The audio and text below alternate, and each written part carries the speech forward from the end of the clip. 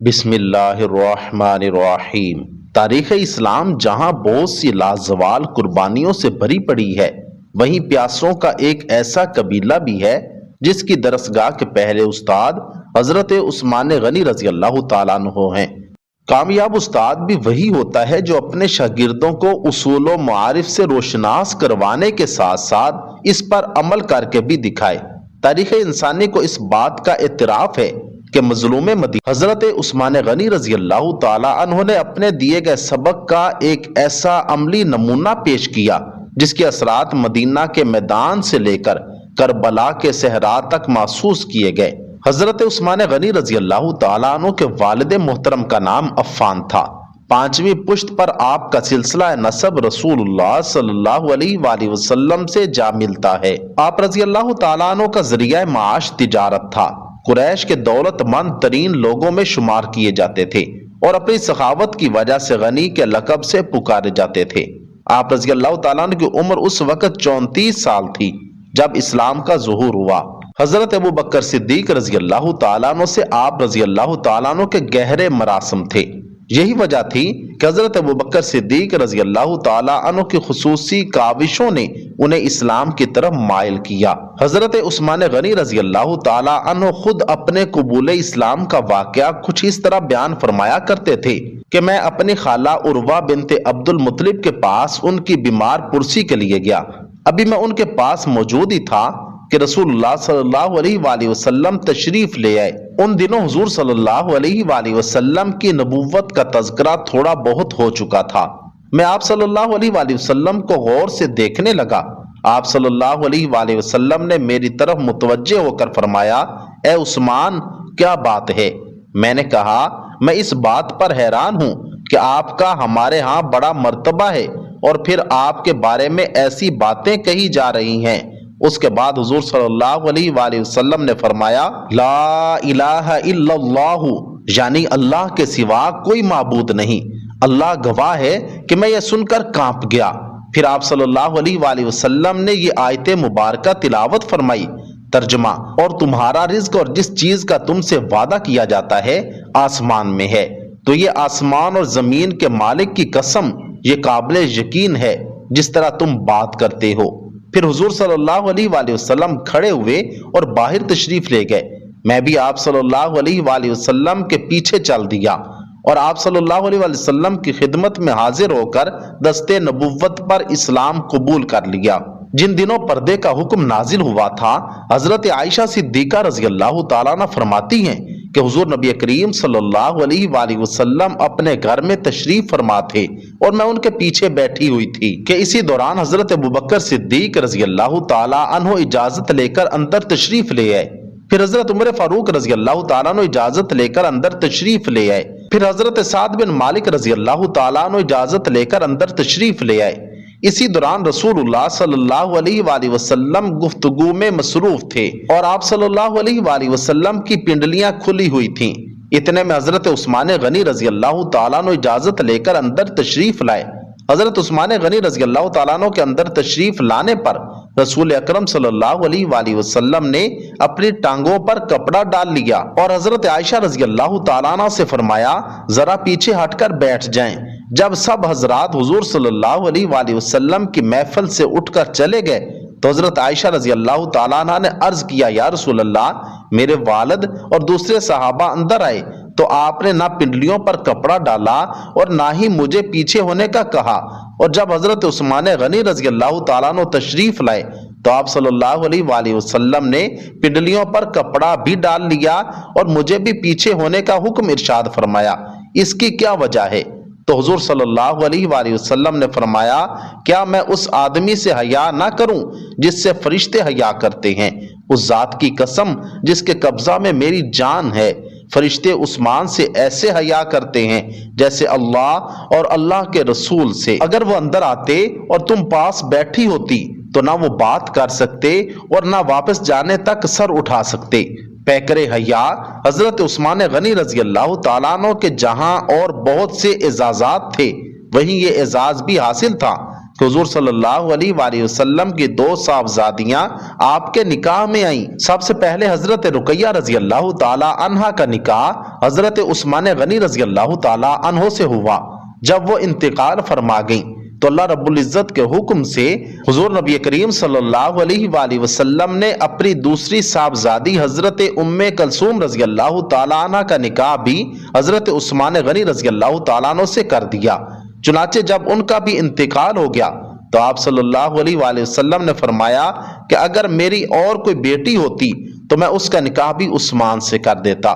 چونکہ حضور صلی اللہ علیہ وآلہ وسلم کی دو نور نظر یکے بعد دیگرے آپ کے نکاح میں آئیں، اس لیے آپ رضی اللہ تعالیٰ عنہ کو ذوالنورین کے لقب سے نوازا گیا۔ تاریخ الخلفاء میں علامہ جلال الدین سیوطی رحمۃ اللہ علیہ لکھتے ہیں کہ حضرت عثمان غنی رضی اللہ تعالیٰ عنہ کے سوا دنیا میں کوئی شخص ایسا نہیں گزرا جس کے نکاح میں کسی نبی کی دو بیٹیاں ہوں۔ خلیفہ ثانی حضرت عمر فاروق رضی اللہ تعالیٰ عنہ کی شہادت کے بعد حضرت عثمان غنی رضی اللہ تعالیٰ عنہ حضور صلی اللہ علیہ وآلہ وسلم کے جانشین مقرر ہوئے۔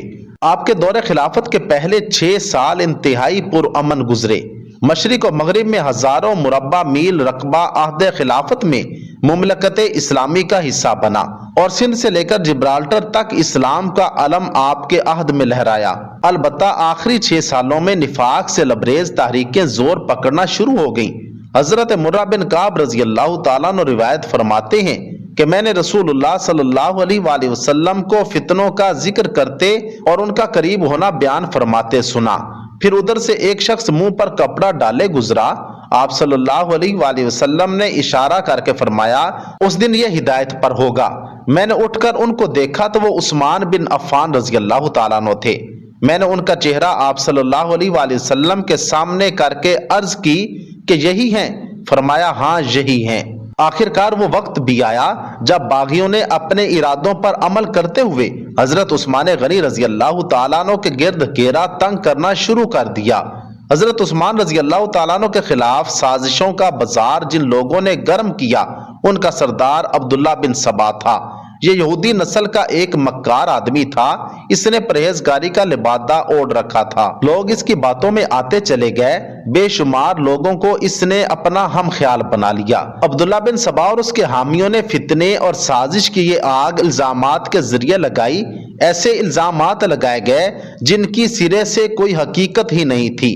بعض باتوں کا بتنگر بنا دیا گیا تھا۔ سب سے پہلے آپ رضی اللہ تعالیٰ عنہ کا مسجد میں خطبہ بند کیا گیا، پھر باجماعت نماز کی ادائیگی بھی جبرن بند کر دی گئی۔ مگر اتنے پر ہی بس نہیں بلکہ یہاں تک کہ آپ رضی اللہ تعالیٰ عنہ کو گھر میں محصور کر کے رکھ دیا گیا اور مدینہ کی گلیوں میں آوازیں بلند ہونے لگی کہ عثمان رضی اللہ تعالیٰ عنہ تک نہ تو کوئی شخص کھانا پہنچائے گا اور نہ ہی پانی۔ حضرت علی رضی اللہ تعالیٰ عنہ نے انتہائی کوشش کی کہ کسی طرح پانی حضرت عثمان رضی اللہ تعالیٰ عنہ تک پہنچ جائے، مگر باغی آڑے آ گئے اور مشکیزہ چھین کر گرا دیا۔ بالآخر حضرت علی رضی اللہ تعالیٰ عنہ بطور یقین دہانی اپنا امامہ وہاں چھوڑ کر واپس چلے آئے تاکہ محبت عثمان کا حق ادا ہو جائے۔ جب باغیوں نے حضرت عثمان غنی رضی اللہ تعالیٰ عنہ پر عرصہ حیات تنگ کر دیا تو حضرت علی رضی اللہ تعالیٰ عنہ نے اپنے جگر گوشوں حضرت حسن اور حضرت حسین رضی اللہ تعالیٰ عنہما کو امیر المومنین حضرت عثمان غنی رضی اللہ تعالیٰ عنہ کے دروازے پر پہرا دینے کا حکم بھیجا اور ساتھ ہی ارشاد فرمایا کہ تم دونوں عثمان رضی اللہ تعالیٰ عنہ کے دروازے پر پہرا دو اور کسی بھی باغی کو حجرہ عثمان تک مت پہنچنے دینا۔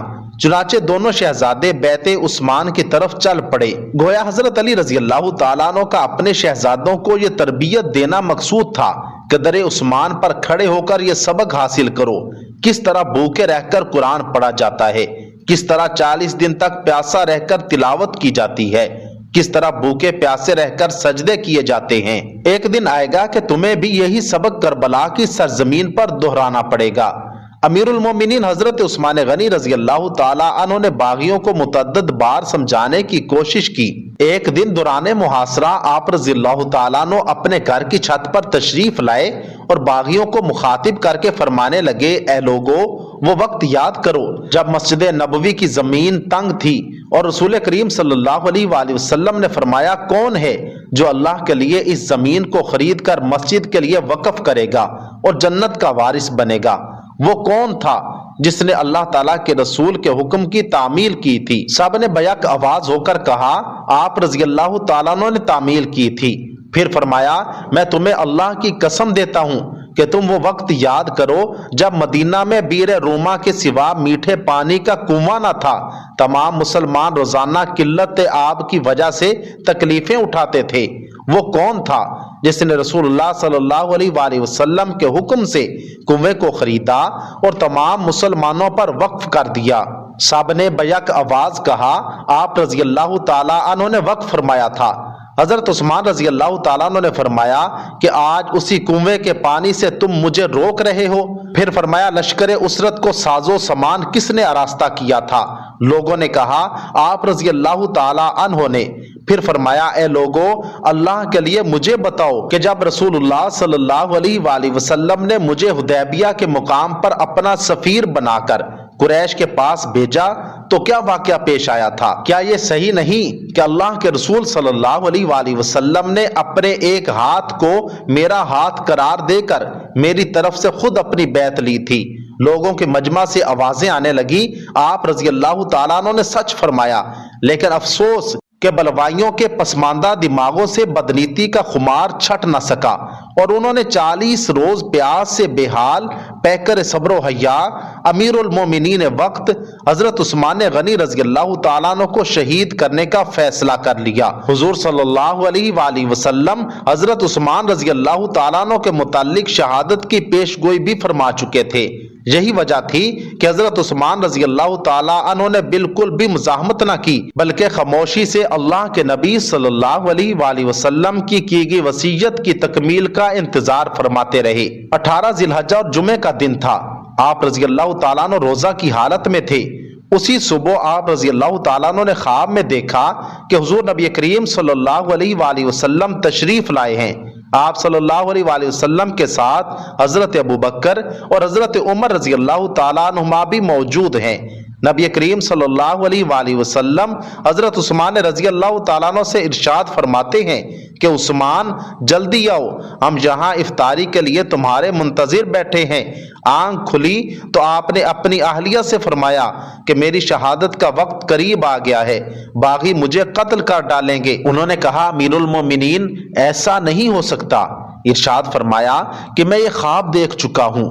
پھر منگوا کر وہ لباس زیب تن کیا جو پہلے نہیں پہنا تھا، اپنے 20 غلام آزاد کیے اور تلاوت قرآن میں مشغول ہو گئے۔ گویا اب شہادت کا انتظار تھا، اور صرف انتظار ہی نہیں بلکہ شدید انتظار تھا، کیونکہ شہادت کے رنگین پردہ و حجاب کے پیچھے محبوب سے ملاقات متعین تھی۔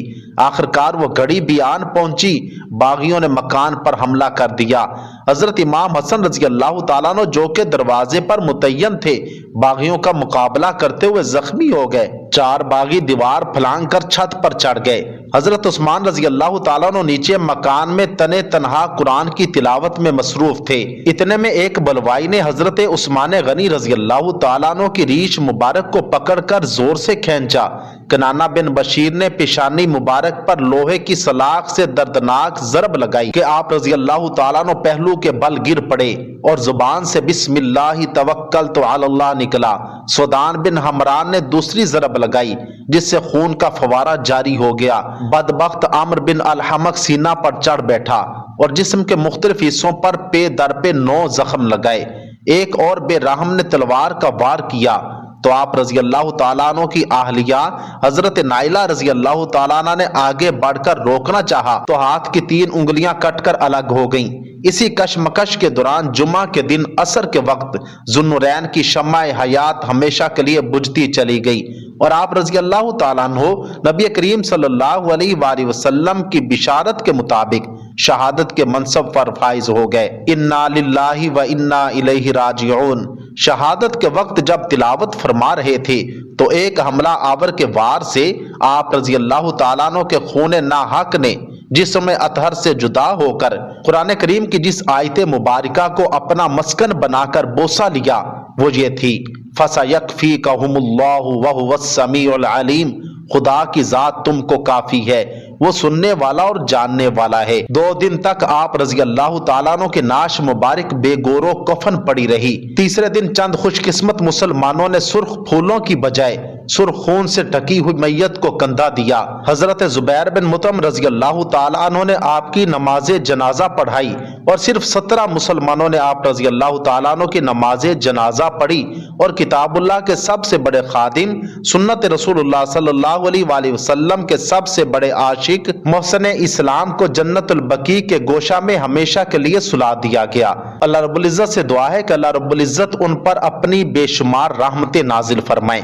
اور ہمیں صحابہ کرام کے ساتھ سچے دل سے محبت کرنے کی توفیق عطا فرمائے اور بغض صحابہ سے ہماری حفاظت فرمائے اور ہمیں ان کے عین نقش قدم پر چلنے کی توفیق عطا فرمائے۔